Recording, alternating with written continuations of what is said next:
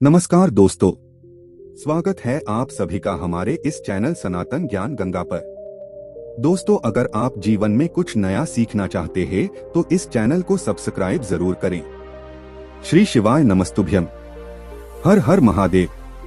देखिए, आप सभी जानते हैं कि नवरात्रि के बहुत ही पवित्र दिन चल रहे हैं और पूज्य गुरु जी के अनुसार अगर आपके शरीर में कोई बीमारी हो चुकी है, कोई भारी रोग हो चुका है, डॉक्टरों को दिखा कर दवाएं खा कर आप परेशान हो चुके हैं, लेकिन फिर भी आपके रोग में आपको आराम नहीं मिल पा रहा है, आप रुपए पैसों के लिए बहुत ज्यादा परेशान रहते हैं, आर्थिक समस्याओं की वजह से बहुत ज्यादा परेशान रहते हैं, एक एक रुपए को खर्च करने से पहले कई बार सोचते हैं, या फिर आप अपने व्यापार में बहुत नुकसान उठा रहे हैं, व्यापार में आप सफल नहीं हो पा रहे हैं, और या फिर आपके जीवन की कोई भी ऐसी विशेष मनोकामना है जो परिपूर्ण हो ही नहीं पा रही है, तो पूज्य गुरुजी ने कहा कि इस दिन आपको सिर्फ एक ऐसा विशेष उपाय करना है जो आपकी इन सारी मनोकामना को महादेव की कृपा से बहुत ही जल्द परिपूर्ण कर देगा। तो चलिए जानते हैं इस विशेष उपाय के बारे में। लेकिन उससे पहले अगर आप भोलेनाथ जी को सच्चे दिल से मानते हो तो इस वीडियो को लाइक करें और चैनल को सब्सक्राइब करके कमेंट में हर हर महादेव जरूर लिखें। पूरे साल में हमने सिर्फ 2 बार ही ऐसा मौका मिलता है जब हम माता रानी के नवरात्रि के पवित्र दिनों में कुछ विशेष उपाय करते हैं। इस बार बुधवार के दिन पड़ रही है नवरात्रि की चतुर्थी तिथि और पूज्य जी द्वारा बताए गए 2 ऐसे विशेष उपाय आज आपको बताए जाएंगे जो आपके जीवन में चल रही इन तमाम परेशानियों को दूर करने के लिए सबसे अचूक साबित होंगे। चलिए बात करते हैं गुरुजी द्वारा बताए गए पहले खास उपाय के बारे में जो आपकी किसी भी प्रकार की मनोकामना को परिपूर्ण करने के लिए बहुत ही अच्छा उपाय साबित होने वाला है। देखिए, इस उपाय के लिए आपको ले लेना है 1 लोटा जल। लोटा तांबे का ले लीजिएगा और जल आप अपने किचन से ले लीजिएगा। फिर इसी के साथ आपको ले लेना है 1 चावल का दाना। चावल का दाना लेते समय आप ध्यान रखेंगे कि ये कहीं से भी टूटा हुआ नहीं होना चाहिए, खंडित नहीं होना चाहिए। फिर इसी के साथ आपको ले लेना है 1 बेलपत्र। बेलपत्र अगर आपके पास नहीं है तो आप शिवलिंग के ऊपर चढ़ी हुई बेलपत्र को उठाकर जल से शुद्ध करके उसका इस्तेमाल भी कर सकते हैं। बस आपको ध्यान रखना है कि यह बेलपत्र कहीं से भी कटी फटी नहीं होनी चाहिए और बेलपत्र की डंडी के आखिर में जो दूत होती है यानी जो डंठल होता है वो भी नहीं होना चाहिए। फिर इसी के साथ आपको ले लेने हैं 3 हरे साबुत मूंग के दाने। हरा साबुत मूंग जिसे खड़ा मूंग भी कहते हैं, सामने स्क्रीन पर आपको दिखाया जा रहा है। इसके आपको सिर्फ 3 दाने ले लेने हैं। अब ये सारी सामग्री लेकर आपको पहुंच जाना है शिवालय। पूज्य गुरुजी के अनुसार इस उपाय को आप शाम को प्रदोष काल के समय भी कर सकते हैं और सुबह भी कर सकते हैं। जब भी आपको टाइम मिल जाए तब आप शिवालय जाकर इस उपाय को कर सकते हैं। देखिए, अब शिवालय पहुंचकर सबसे पहले आपको एक काम करना है।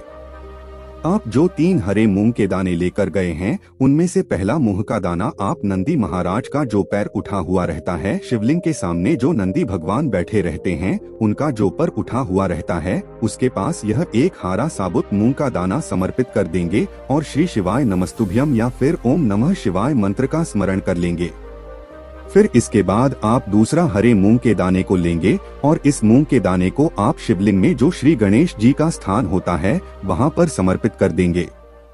देखिए, शिवलिंग के दाहिने साइड के कोने में श्री गणेश जी का स्थान होता है और यहीं पर आपको दूसरा हरा साबुत मूंग का दाना समर्पित कर देना है और 11 बार श्री गणेशाय नमः या फिर ओम गण गणपत्ये नमः इन दोनों में से किसी भी एक मंत्र का 11 बार स्मरण कर लेना है।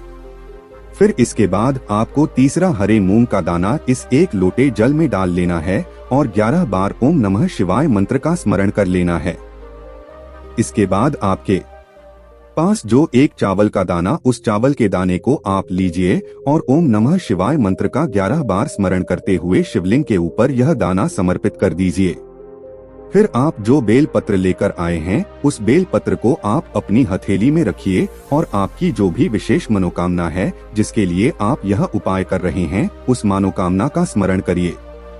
चाहे धन से संबंधित मनोकामना हो या फिर व्यापार से संबंधित मनोकामना हो या फिर नौकरी से संबंधित मनोकामनाओं या फिर मकान या विवाह से संबंधित मनोकामना, किसी भी प्रकार की मनोकामना हो तो उस मनोकामना का स्मरण करिए और महादेव से उसे पूरा करने की प्रार्थना कर लीजिए और एक बेलपत्र आप शिवलिंग के ऊपर समर्पित कर दीजिए।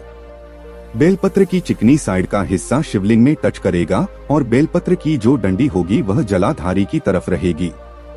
सामने आपको जैसे बेलपत्र दिखाई जा रही है ठीक इसी प्रकार से समर्पित कर देना। फिर आपके पास वे एक लोटा जल बचा है जिसमें आपने एक हारा साबुत मूंग का दाना डाला है।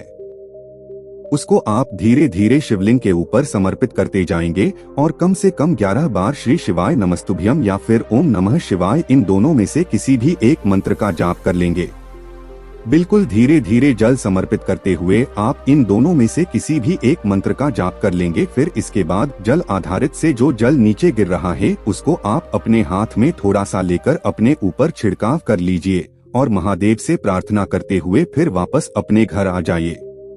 पूज्य गुरुजी ने कहा कि अगर इस नवरात्रि की चतुर्थी तिथि में हम लोग बुधवार के दिन यह विशेष उपाय कर लेते हैं तो महादेव की कृपा से हमारी कोई भी मनोकामना बहुत ही शीघ्रता से परिपूर्ण हो जाती है। अब इसके बाद बात करते हैं गुरुजी द्वारा बताए गए दूसरे सबसे खास उपाय के बारे में, जो आपकी बीमारी को, आपके रोग को दूर करने के लिए सबसे अचूक उपाय है। अगर आपके शरीर में कोई भारी रोग हो गया है, कोई भारी बीमारी हो गई है, तो ये उपाय आपके लिए रामबाण साबित होने वाला है। देखिए, इस उपाय के लिए भी आपको एक लोटा जल ले लेना है। तांबे के पात्र में आप जल भर लीजिए और इसी के साथ आपको ले लेना है 7 दुर्वा। दुर्वा यानी हरी घास, या अगर शिवलिंग के ऊपर चढ़ी हुई है तो को उठाकर आप जल से शुद्ध करके फिर उसका इस्तेमाल भी कर सकते हैं।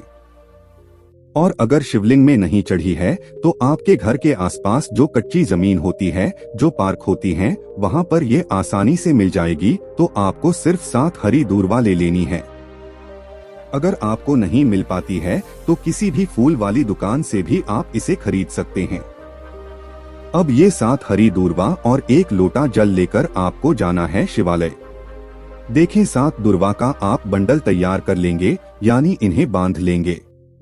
आप सबसे पहले शिवालय पहुंचने के बाद आपको एक काम करना है, इस पूरे बंडल को शिवलिंग के ऊपर समर्पित कर दीजिए। बंडल की जो डंडे का हिस्सा होगा वो जलाधारी की तरफ रहेगा और पत्ती साइड का जो हिस्सा है वो महादेव की तरफ रहेगा। जैसे वीडियो में आपको दिखाया जा रहा है ठीक ऐसे ही आपको यह समर्पित कर देना है और हाटकेश्वर महादेव का स्मरण कर लेना है। इसके बाद आपके पास वे एक लोटा जल है, उस जल को आप धीरे धीरे शिवलिंग के ऊपर समर्पित करते जाएंगे और लगातार हाटकेश्वर महादेव का स्मरण करते जाएंगे। गुरुजी ने कहा कि जल आपको बहुत ही धीरे धीरे समर्पित करना है और जल्द समर्पित करते करते आप कम से कम 11 बार हाटकेश्वर महादेव के नाम का स्मरण जरूर कर लें। फिर इसके बाद अब आपको ये दूर्वा का बंडल उठाना है और इसे माता अशोक सुंदरी वाले स्थान पर रख देना है। देखिए, अगर आपको माता सुंदरी वाले स्थान के बारे में जानकारी नहीं है तो आपको जान लेना चाहिए कि जलाधारी से जो जल नीचे गिरता है, उजालाधारी के बीच में मोटी उठी ही लाइन होती है। कहीं कहीं शिवलिंग में मोती सांप की आकृति बनी हुई होती है, कहीं कहीं मोटी उठी लाइन होती है, तो यही माता अशोक सुंदरी का स्थान कहलाता है। और इस बंडल को आपको यहीं पर रख देना है और फिर से हाटकेश्वर महादेव का स्मरण कर लेना है। फिर इसके बाद 1 मिनट रुकिए और हाटकेश्वर महादेव से प्रार्थना करते जाइए। फिर यही दुर्वा का बंडल उठाकर आप श्री गणेश जी वाले स्थान पर समर्पित कर दीजिए। श्री गणेश जी का जो दाहिने साइड वाले स्थान होता है वहां पर समर्पित करते हुए आप अपना नाम बोल दीजिए और अपना गोत्र बोल दीजिए। या फिर अगर आप अपने घर के किसी सदस्य के लिए ये उपाय कर रहे हैं तो उनका नाम बोल दीजिए और उनका गोत्र बोल दीजिए। और उनके शरीर में या फिर आपके शरीर में जिसके लिए भी आप यह उपाय कर रहे हैं, उसके शरीर में जो बीमारी हो गई है उस बीमारी को दूर करने के लिए आप हाटकेश्वर महादेव से प्रार्थना कर लीजिए और ये बेलपत्र आप श्री गणेश जी वाले स्थान पर समर्पित कर दीजिए। इसके बाद आप आधा मिनट या 1 लिए समर्पित रहने दीजिए और फिर हाटकेश्वर महादेव से इसे औषधि स्वरूप प्राप्त कर लीजिए, यानी हाटकेश्वर महादेव से आप इस बंडल को औषधि स्वरूप मांग लीजिए। अब ये दूर्वा का बंडल लेकर आपको जाना है अपने घर। घर पहुंचने के बाद आप इसे अगले दिन से सेवन करते जाएंगे। अगर आप यह उपाय आज कर रहे हैं तो फिर आप अगले दिन से यानी दूसरे दिन से इस एक दूर्वा का सेवन करते जाएंगे।